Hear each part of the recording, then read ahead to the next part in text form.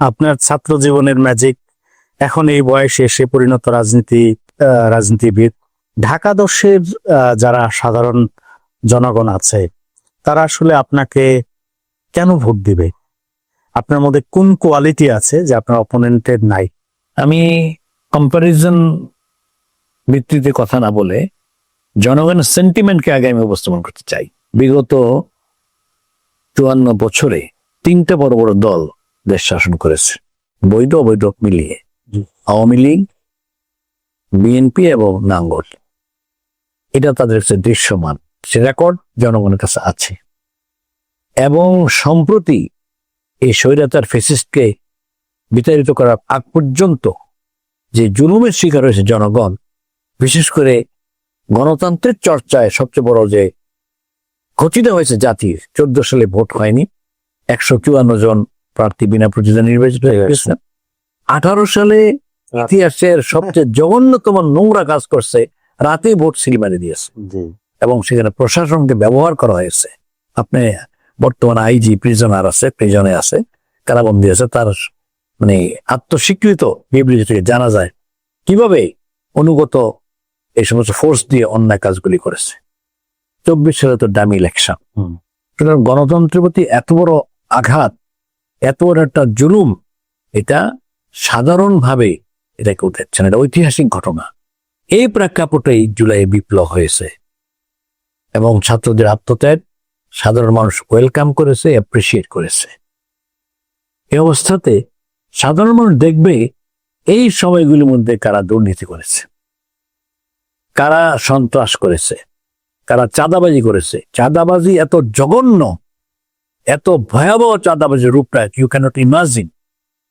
ছোট ফুটপাতের দোকানদার থেকে শুরু করে বড় ব্যবসায়ী, এর আওতার থেকে তো রেহাই পায়নি।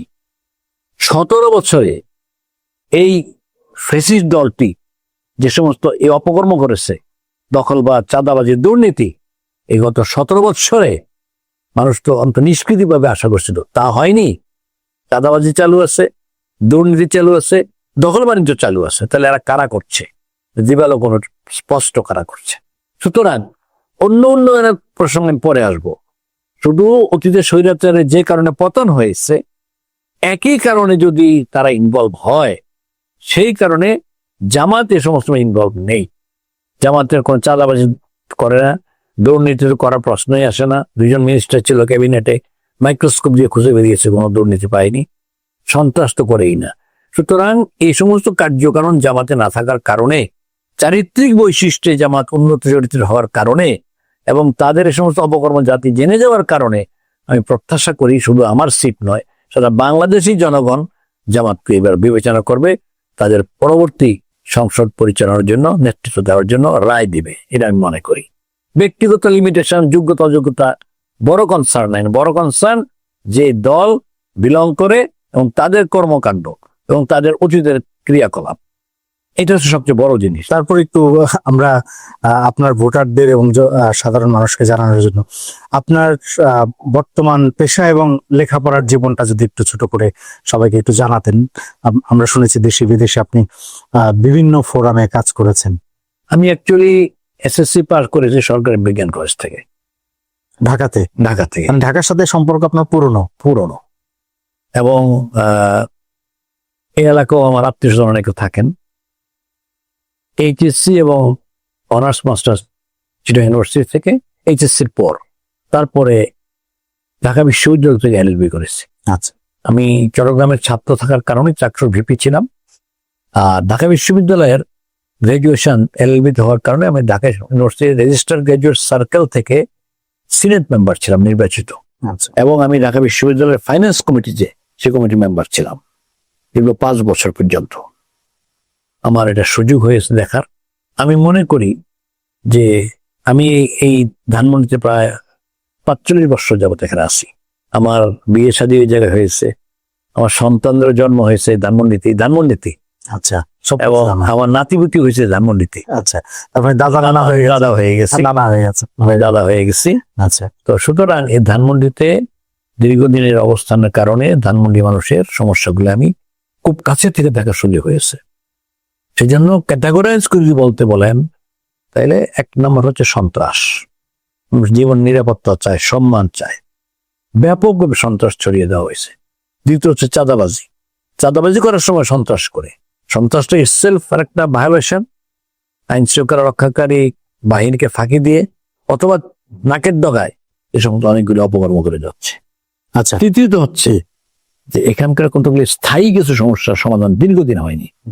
যেমন যানজট। আপনারা দেখেছেন 5ই আগস্টের পর সাধারণ শিক্ষার্থী ছাত্র রাস্তা নেমেছিল।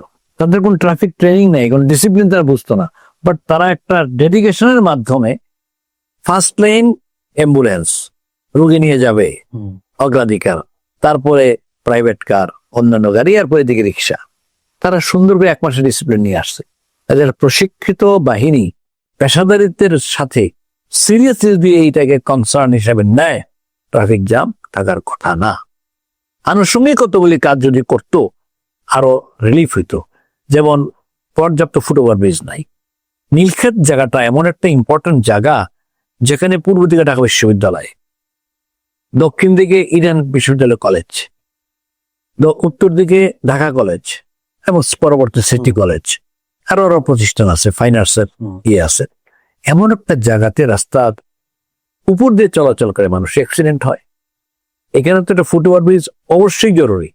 সায়েন্টিফিক ম্যানেজমেন্টে উন্নত মানের টেকনোলজি দ্বারা যে ফুটওভার ব্রিজ করা হয়, মানুষের এই যানজটে অনেকটা লাঘব হয়ে যাবে। ঠিক একইভাবে আরো যেসব স্পটের মধ্যে মানুষের ফুটওভার ব্রিজ নেই, সেখানে ফুটওভার ব্রিজ করা জরুরি। কোনো কোনো জায়গায় এমন আছে ফুটওভার ব্রিজ দখল করেছে চাঁদাবাজরা, ছোট ছোট দোকান বসে সেখানে ব্রিজের উপরে দোকান, বিভিন্ন ধরনের দোকান বসাই দিচ্ছে। এই কারণে এটা খুব ইম্পর্টেন্ট বিষয়, চলাচলের জন্য মানুষের একটা পদক্ষেপ নেওয়া।